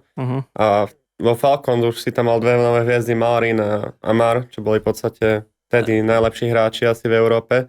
A určite si sa musel k tomu klásť tak trošku chladnou hlavou, že ty budeš ten múdrejší. To je veľmi zaujímavá otázka, pretože ja som mal úplne rovnakú dilemu. Ja som vždy bol taký skorej, taký, čo sa rád učil od niekoho. Ja som nikdy nepovažoval seba za taký vzor, že proste teraz budem ľuďom hovoriť, že čo majú robiť. Ja som taký, že ja som vždy bol taká špongia. Povedia mi niečo, niekto mi niečo povie, ja sa nasajem a podľa toho sa riadím.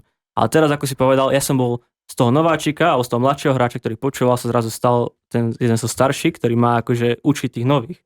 A ja som, to bola úplne nová pozícia pre mňa a ja som bol troška spočiatku taký vyhodený z toho, lebo som nevedel, ako mám k tomu prísť, lebo zase hovorím, musíš sa naučiť, ako tomu človeku niečo vysvetliť, bez toho, aby si bol vrieskal alebo nejaké zlé emócie, ale to je veľký problém, lebo keď ten človek ti nerozumie, ty si povieš, že vysvetlíš mu to tak, aby tomu rozumel, on tomu nerozumie, tak teraz ja som idiot, alebo on je idiot, vieš. Takže som sa veľa musel naučiť v tomto, ale s Maurinom je pre mňa fakt ako taký mladší brat, veľmi si rozumieme, však my sa furt fotečky vidíme. To je taký fakt bratský vzťah, že proste dačo si povieme chlap, takto, už trieskam. To je si taký väčší brat, hej. Áno. Jo, to tak aj vyzerá na tých fotkách, aj všetko musím povedať, no. s Malrinom sú ako homies, mega. Tá chemia je dobrá. Veľmi dobrá, veľmi dobrá. A jak to vieš porovnať s Amarom, lebo keďže aj on je moslim a Malrin je Rus, čiže tam sú tie národnosti dosť rozdielne a sám možno vie, že s niekým sa ti hrá lepšie, s druhým musíš ísť inak na ňo a podobne. Amar, aj keď je úplne z inej kultúry, tak tiež si dosť podľa mňa rozumieme, lebo ja som si s ním písal, keď som bol v Tundre, ako bol môj kamoš, taký menší, vieš, a ja som si vždy som nejaké veci, čo mi on povedal, doniesol do Tundry, mne sa smiali. Haha, súhlasí s chalanom, čo má 16 rokov, že proste, že uvedom sa troška, vieš, to sa si prostosti hovorí, ale nie, ja som vždy bol na takej jeho vlne, že som akože duševne stále mladší, takže ja si s ním tiež veľmi dobre rozumiem. Sa nie je tak, že sa budeme s ním byť, lebo to je také už skôr iba s Malrinom, ale tiež si dobre rozumieme.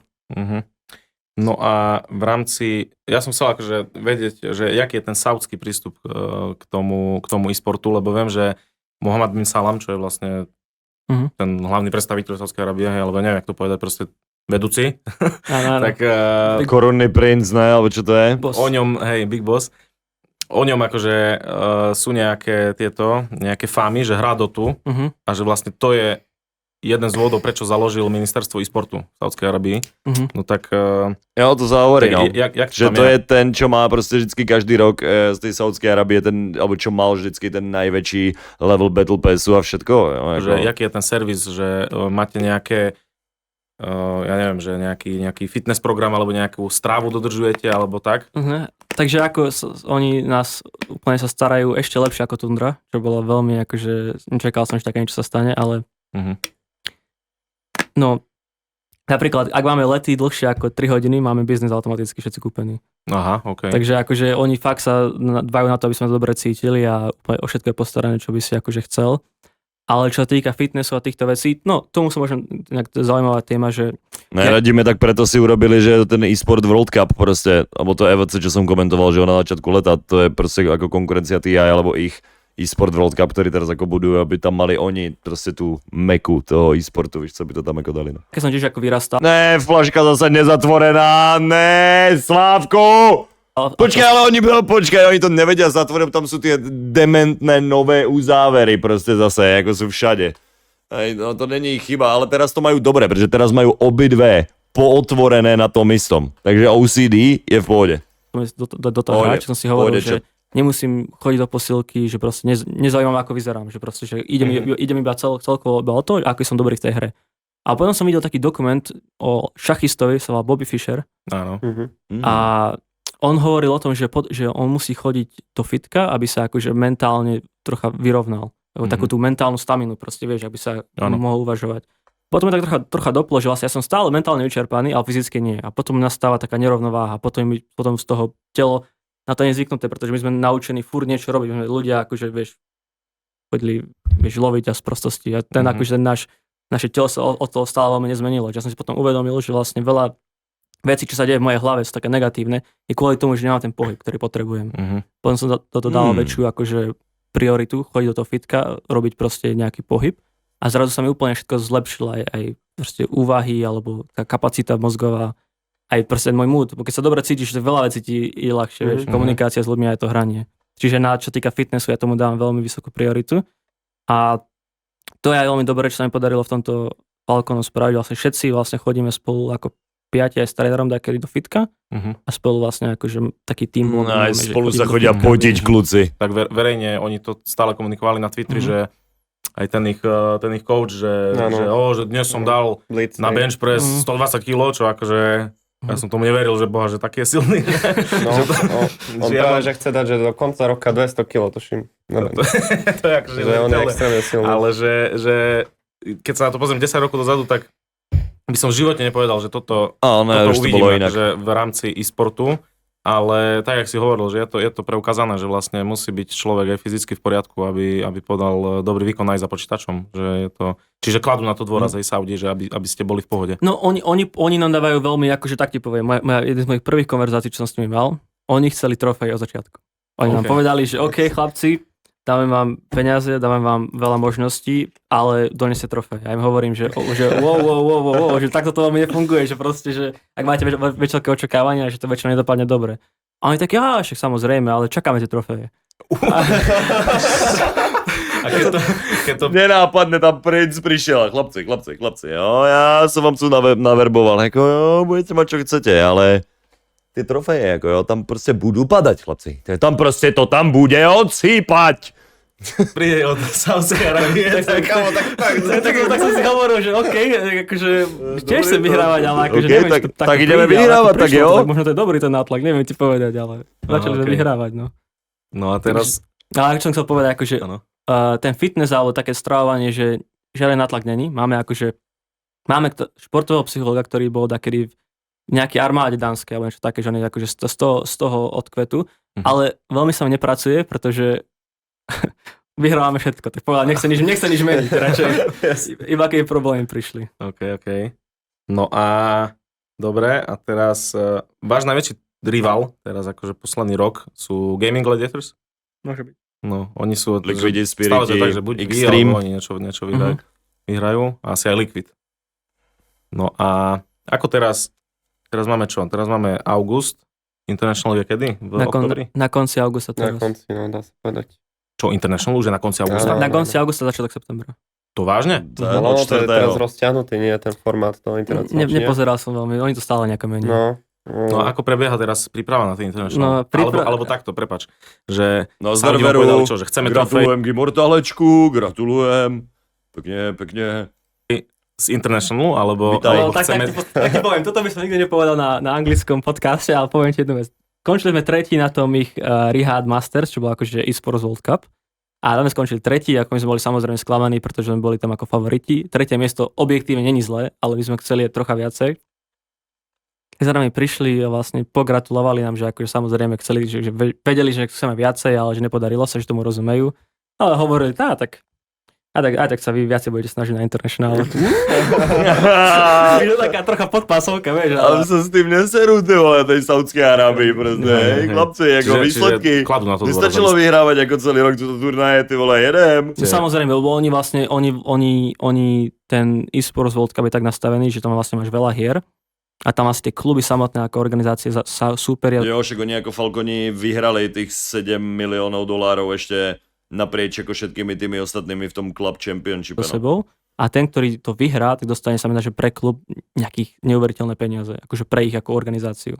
Takže vlastne Falcon, oni celý rok budovali strašne veľa tímov, najkvalitnejšie ako mohli, aby vlastne vyhrali tento šampionát.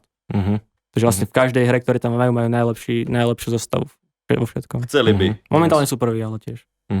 A to sú vlastne aj z tých... Už vyhrali akoby by the way chat. Na eSports washing, čo ja akože veľmi... Ja neviem ani, že čo to znamená, no, čo to je. OK, ja som ten podcast pozeral, veľmi dobrý, a ja som túto otázku počul, ale je to také dosť zaujímavé, pretože... To sme tu riešili, ty vole, pre DVC. Všetci očakávajú odpoveď, že je to zlá.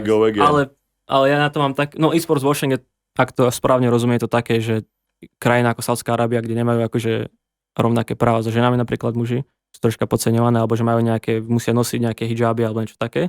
Tak teraz veľa ľudí zo západu akože hovoria, že teraz tam dochádzajú, tam kúpujú veľa futbalistov ako Cristiano Ronaldo, alebo tieto v e-sporte majú turnaje, že ako snažia sa zatlúť tie problémy, ktoré tá krajina má. Tým pádom, keď do tej krajiny ideš, tak podporuješ tú ich kultúru, vieš.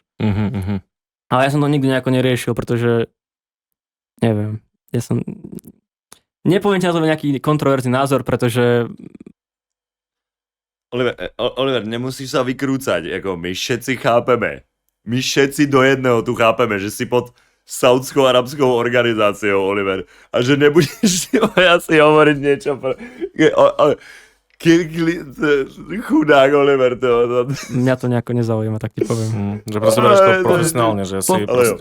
Ja do toho nejako, akože... Ale ja mám tiež na to akoby ten názor, čo som ako hovoril. Že priamo nezasahujem, dobre platí a tam to končí, to je taký, vieš. Áno, chápem.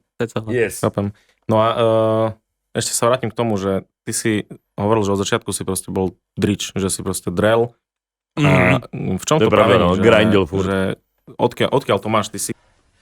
Kdo se ptal na tvůj názor? S kým si myslíš, že paseš krávy? Díky za pozvánku na Deadlock. No zdárek ze v Grinku, no zdárek môj obľúbený rušňovodič už tu prišiel a už je to dokonca rok, čo mi lížeš pekáč. Ďakujem nádherne, alebo ja tebe, no rozumieš. A jo, pozval som tam akoby viacerých by the way na Deadlock, akože keď som toto akoby dostal už aj ja, videl som, že si to mal vo wishliste, tak som to tam ako naklikal predtým, no. Nemáš za čo. Niekedy ma prevezeš na svojom vláčku.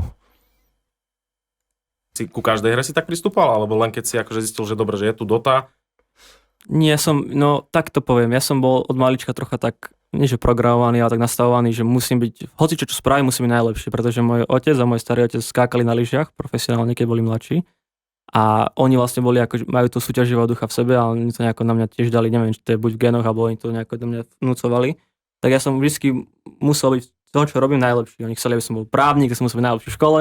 Potom ako prestala baviť škola, som našiel tú Dotu, tak som automaticky to prestavil, že OK, celé úsilie dám do toho a budem najlepší. A proste mal som sebavedomie od začiatku, že proste dokážem to. Ako samozrejme sú tam také chvíle, keď si povieš, že OK, možno to nemáš, ale konec koncom som vždy došiel k tomu záveru. Niečo podobné som si vždy hovoril o komentovaní Doty by the way. Ale tak ako u mňa to je vo veľa menšej škále ako v Oliverovej, samozrejme accomplishments a tak. Ale... Pokiaľ ty sám sebe neveríš, tak to by ti mal iný. Chápeš? A to ma stále akože bralo dopredu. Nice, to si veľmi pekne povedal. Že keď sám sebe neveríš, že to... Nice. No tak ti poviem, v živote... Je to tak, ale... Sám to ti pomôže, není šanca. Áno. Je to tak, ale... No a... Zdravé sebavedomie to musí byť, no. Také historky, ne? Nejaké akože kokotiny, že čo si... Historku, neviem, či ste pozerali ten International, čo sme vyhrali, tak vlastne nás tedy sponzorovala Stalaková kancelária, ktorá sa 1xBet. Áno. A to bude toľko o Evičke Elfy. Toto bude toľko určite o Evičke Elfy. To ja už som Olivera vyspovedal ako o Evičke trošku, ale zase tak moc Ale mi ten toho čas nepovedal. letí. A tak počkej. Ďakujem krásne, dal 18 mesiacov, Vocko. oni mali vtedy ako ambasádorku porno. A veru, ja mám nejakých 5-6 tam, alebo niečo také, mal som tam ako stránku, teraz asi nejakých, 15 prehier a tak 5 výhier, veru, alebo tak. Ale I don't give a shit, ako mierne, rozumieš? Hviezdu, ktorá sa volá Eva Elfy. No a ona vlastne tam akože došla, že bude robiť ako s nami interview alebo fotky nejaké. No. Ja som spravila nejaké interview a pár fotiek a zrazu proste z toho vznikol teraz neuveriteľný rumor, že proste, že ja som dačo s ňou mal, alebo nejaké sprostosti, vieš, a To je klasika.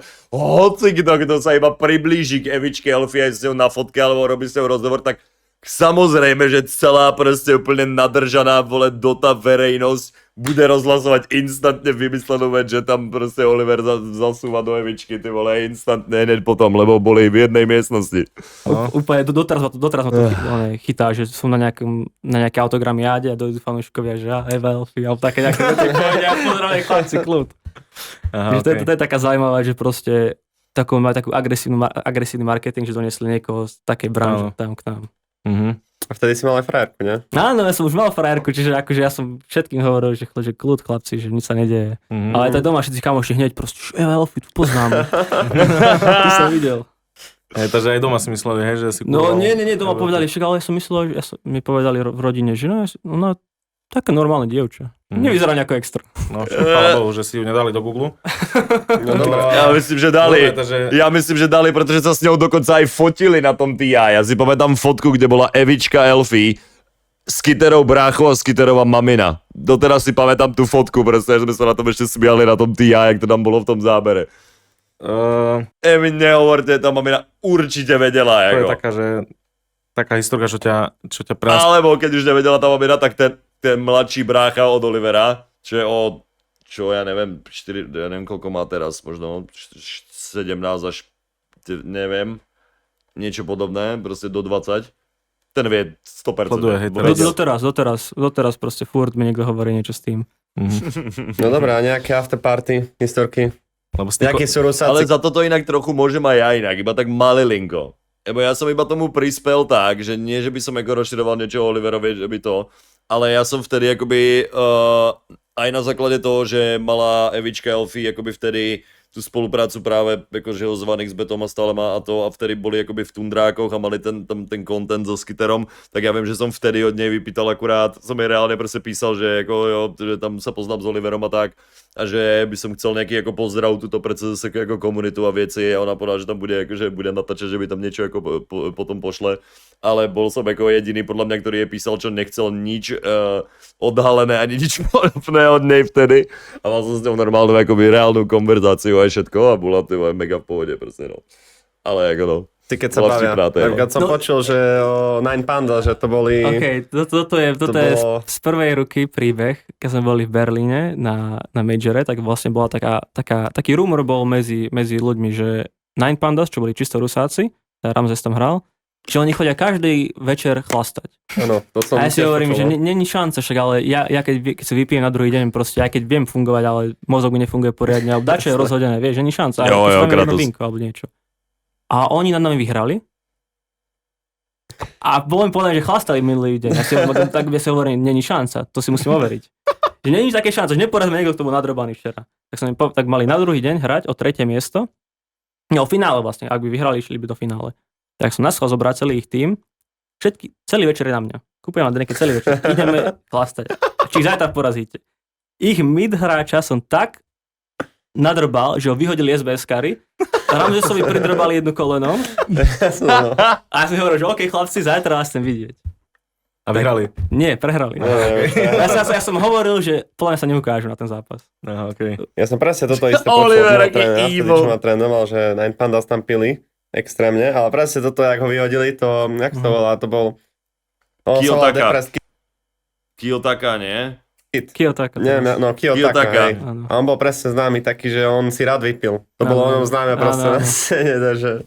Nie, ja som to musel spraviť kvôli svojmu egu proste, že ako nie je šanca, že som prehral niekým, ktorý bol rozdrbaný včera, vieš. Jasne. Takže ty môžeš za ich downfall.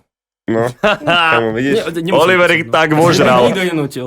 Ne, však Oliver ich iba pozval na drinky. A súhlasím. Jo. Okay. Ja si to urobím v Rilsku a preložím to do angličtiny. Urobím ti problémy. Takže s Bystričanmi nepite. Je to tak. To naučenie. No a jak to je možné, že boha, že aj ty, aj Styko ste z Banskej Bystrice Mhm. a Banská Bystrica je akože známa tým, že mesto olympijských víťazov a neviem čo, že proste tam je XY proste talentovaných ľudí, ktorí majú obrovský Nejaký dobrý mindset tam je, no. To ja dobrý neviem, vzduch. ako to možno kam. Inak zaujímavá vec, keď o tom ešte hovoríme, sa ešte vrátim, čo som teraz bol to je Sádskej Arábii na tom turnaji. eSports World Cup, tam sa vlastne hrali väčšinu viacej hier a bolo tam sa v ten istý deň, ako sa hrala Dota, sa hrala CS-ko. Mhm. A viem, že jeden Slovák ešte v CS-ku hrá vo Face, ktorý sa volá Frozen. Mhm. A ja som pozeral jeho zápasy, chápeš, podporím rodáka zo Slovenska. Ja som ho stretol na ľadovou výťahu.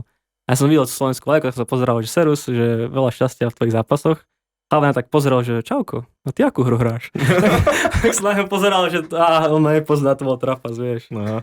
Ale Tak Dota nie je veľmi ako populárna na Slovensku. hej, no tak asi chalani. Najvtipnejšie, že Frozen, ty vole, jako reálne, síce ako to CSko je, ako povedzme sledovanosťou, ako by inde a tak, ale realisticky, ako nesiaha Oliverovi ani po paty, jo, ako je to proste mladý, ako to nevyhral tam, vole, TI do piče, neviem čo všetko, ale nevie, no, to je ako bohužiaľ Dotička je ten najkomplexnejší e-sport, aký je vôbec a no, není to len tak sa tam dostať, no, to nesleduje hocikto, len tí vyvolení.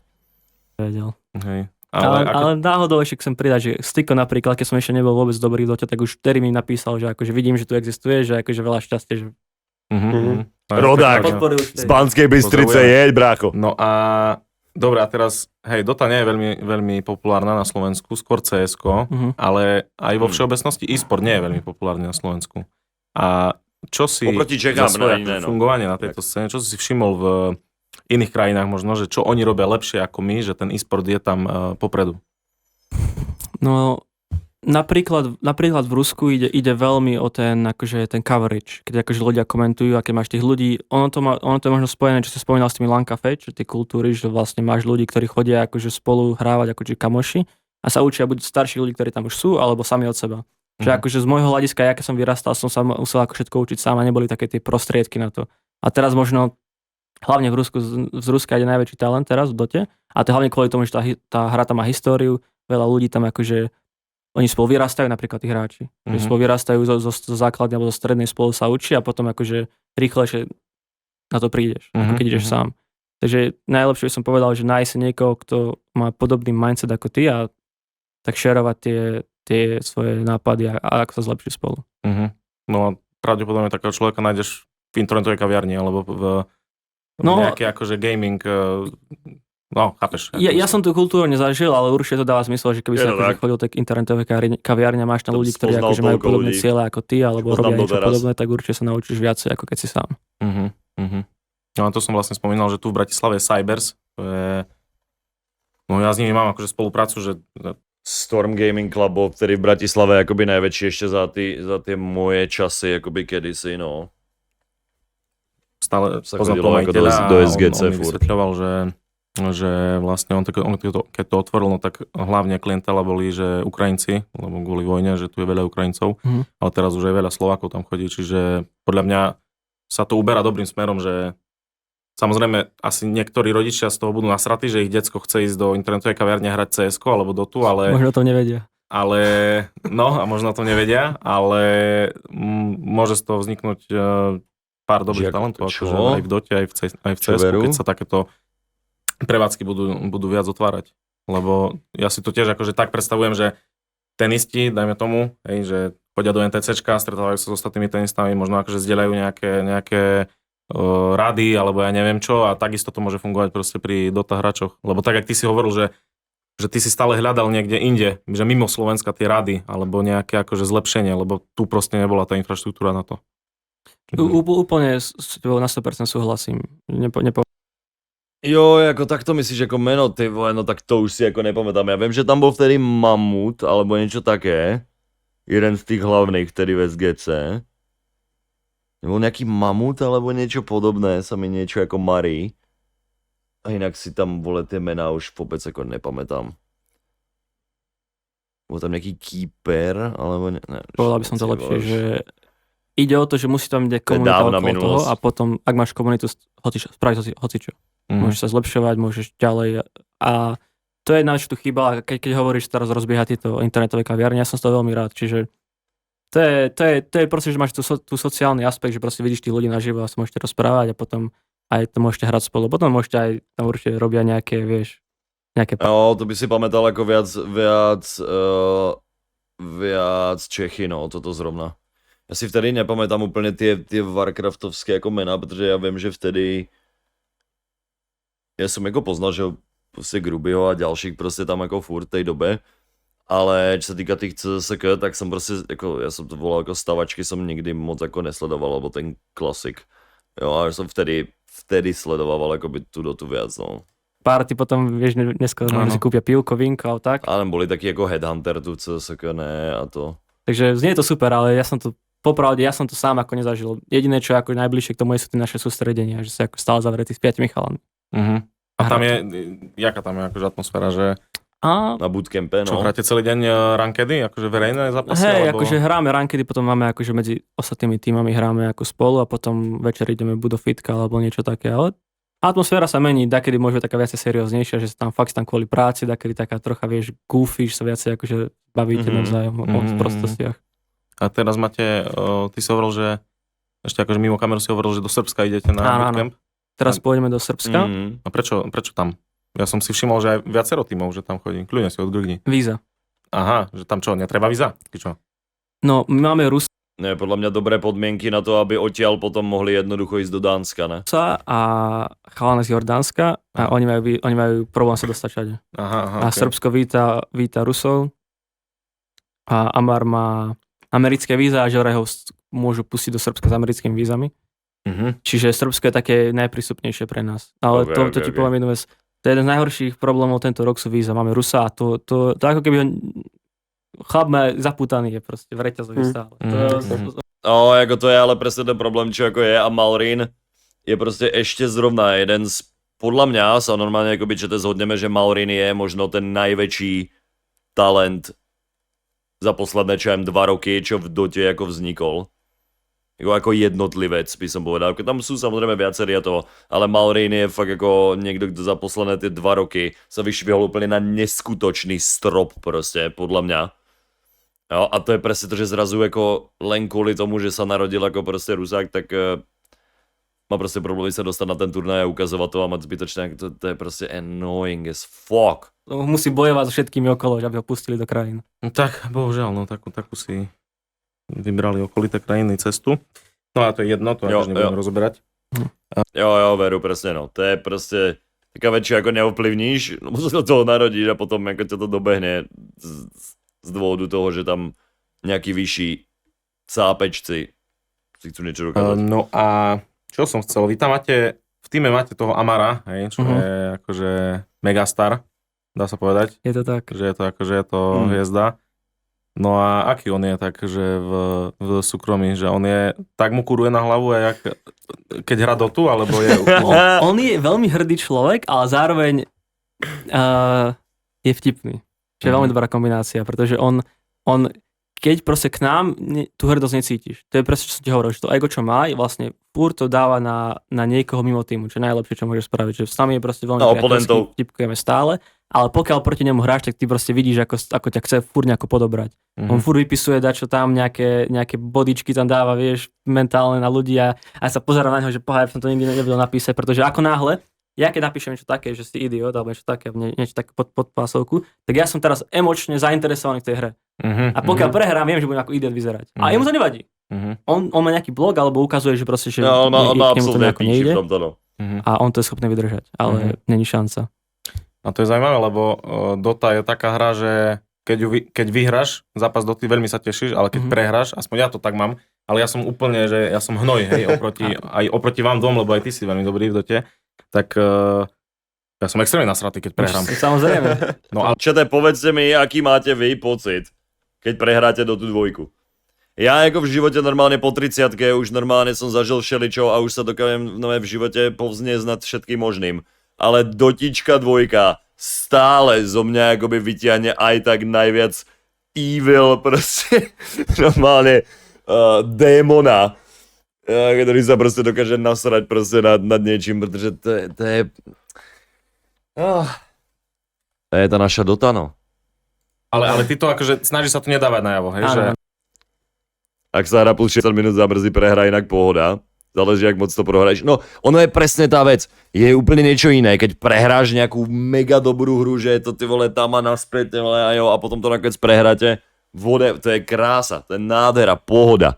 Ale jakmile prehráš presne kvôli nejakému jednému zmetkovi proste, ktorý to prehrá tým 4 len kvôli tomu, že nechce akoby vyhrať a to, tak to má ty vole, vie normálne tak nasrať proste. To je ako keby si proste fakt hral s niekým len futbal niekde, ja neviem, rozumiete, niekde nejakom turnaji a to proste máš spoluhráč, vole, v bráne sa rozhodne, že na to jebe a sadne si k tyčke, ty vole, proste, jo, a myslíš, že kámo, ale tak čo tu mám ako robiť, jo, no to je proste, to nejde nič, no. Áno.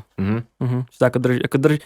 Najhoršie je vec, že keď ukážeš si svoje emócie, že problém je, že ak sa veľmi tešíš z výhry, tak budeš veľmi nasratý z prehry. Aha, že vlastne cieľ je taký regulovať tie emócie, že hoci čo sa stane, stále máš ten istý akože výraz, vieš. Takže to sa vlastne snažím robiť už niekoľko pár rokov. Ja som bol veľmi podobný v tom, že som bol taký expresívny v tom, že prehráš povedzme prvú hru, tak tí spoluhráči vidia, že to nejako ovplyvnilo a to je veľký problém. No čo, ty máš ešte nejaké otázočky? No mňa by zaujímalo ešte ten Amerák si hovoril, že vlastne je taký emočný a reálne tam vypisuje, tak ja viem sám, že keď prehrám takú hru, tak mám potom extrémne nervy. Či on to dáva najavo, alebo vie to aspoň udržať tie emócie z toho? Nie, on akože on to dá do seba, aby sa na to malo smejeme. On hovorí, že on proste on také veci hovorí, že teraz sa ide hodiť z budovy, alebo také, vieš, že zabíte ma na mieste, vieš. Akože zo srandy. No, zo srandy, samozrejme. No. Ešte musím povedať, že veľmi fajná voda. Ďakujem veľmi pekne. Bars fajná. Ty vole, ale ja tú vodu chcem ochutnať tiež už teraz. Áno. Kamo Slávek, okamžite mi pošlite. Tak ju kúpite na fajnavoda.sk. Je to... Fakt majú stránku a kúpený svoj. Tu si špiť, vy máte fakt kúpenú doménu dobravoda.sk alebo fajná voda. Jak to povedal? Ak si chceli kúpiť takúto fajnú vodu, tak ju kúpite na fajnavoda.sk. Ja tomu normálne neverím. Ja sa musím pozrieť. Moment. Dopozeráme hneď tých posledných pár minút. fajnavoda.sk.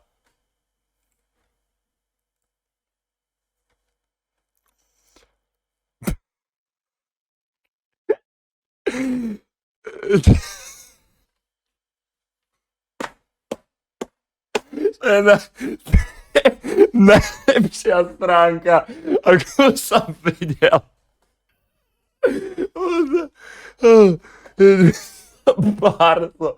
Bars fajná kiwi voda.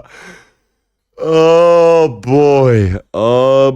Dobre, poďme to dopozerať. Je to retro kiwi limonáda, ako ju poznáte z každej jednej krčmy alebo z futbalového štadiónu vo vašej dedine. 0 gramov cukru, 0 kalórií, ideálne do fitka. Bez cukru, ale 100% chuťkivý. A čo sa zapíja najlepšie? Áno, a najlepšie sa zapíja, hej, čučo touto vodou. A robená s láskou. Ináč ďakujem za takúto nesilenú reklamu. A to iba pravdu hovorím. Už keď som na teba vyťahol tú fľašku, tak sa ti veľmi páčila, za čo akože som rád.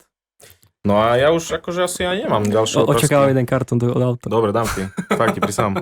Dobre, ešte otázku od Styka vlastne. On sa chcel spýtať, že keď pôjdete na obed konečne. No, pravá otázka, keď ideme na pivo, to už niekoľko rokov mi dal tú otázku a ja som furt to nejako nevychádzalo a uvidíme, no dáme to nejako dokopy, ale nesľubujem nič. Kámo, robíme poštu pre teba. Odkryjeme stenu preč, pivko príde. Jedno pivečko so stykom. Teraz sa musíš venovať príprave na International. Samozrejme, ti držíme palce. Ja osobne som bol veľmi šťastný, keď ste vyhrali, lebo fakt je to... No mne skoro vypadli oči, ty vole, keď všetci sme boli zrušení. Celý život hráš hru, ale ja to hrám tak, keď si starý Zedo ide zakopať do lopty na futbalových ihrisko, že ja to nečakám nič. Ale je to veľmi akože takto zahrialo pri srdiečku, keď ste vyhrali International a dúfam, že sa vám podarí vyhrať ten tohto ročný. Ináč minulý rok to vyhral. Team Spirit. Aha, áno. Áno, ale aj náš Discord v podstate investiční bohovia začali práve z Vyhrovsky teda. Hej, lebo my sme založili vlastne tú stavkovaciu skupinu Investiční bohovia, čo už teraz je skôr kryptoskupina a tam ten International, kámo, to bola totálna dominancia, tam akože sa povyhrávalo XY peňazí. To som veľmi rád. Tam bolo, že 1000 ľudí a normálne, že ráno, lebo to sa hralo také debilné časy, áno, že Singapura. Áno, o 6 ráno, kámo, tam čakalo, že 300 ľudí v rumke a že ideme stavkovať, dneska a čo Oliver hrá dneska? A čo Oliverko dneska hrá? Tam ešte sa dohľadali ku starým správam, tam každý... Oliverko, chlapec, môj zlatý. Môj zlatý Oliverko, vyhraj. Odpadávam. Čiže minimálne veľké fanúšictvo. Minimálne v našich kruhoch máš akože veľa fanúšikov. To veľmi že na Slovensku asi veľa ľudí to nepozná, ale tak no, chcel som ti dať kvety. No a ďakujem veľmi pekne za rozhovor. Ďakujem, áno. Ja som veľmi rád za pozvanie. Hej, nie je zač. Rád som ťa spoznal, kámo, a nech sa ti darí vo všetkom. Teraz máš povedať ďakujem. Také intimná chvíľka bola teraz. OK, máme za sebou teda ten podcast, ktorý som si chcel dneska ako vypočuť. Ja vám ho tu nazdielam samozrejme ako do chatu, aby ste mohli tam ísť chalanom hodiť keď tak nejakú lásku.